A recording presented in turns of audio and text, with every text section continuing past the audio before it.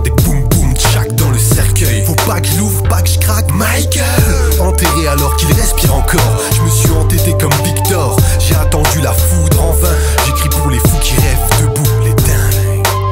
Alléluia.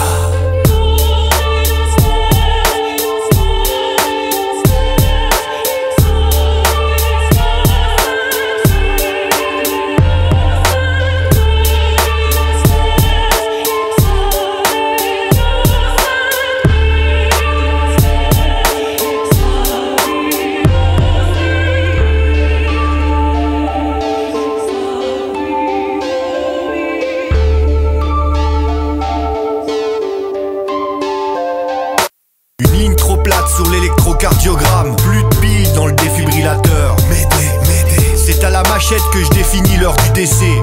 C'est bien des larmes qui coulent des pattes de la MPC. Je tire une gueule de déterré devant la pierre tombale. Michael a du mal à les enterrer. Le début de ce siècle les condamne. On les entend, ils respirent. Rest in peace. Le crossfader a rouillé, le saphir abandonné aux objets trouvés. Dans le cœur, une boîte à rythme essoufflée. Le soleil, j'ai jamais voulu le toucher.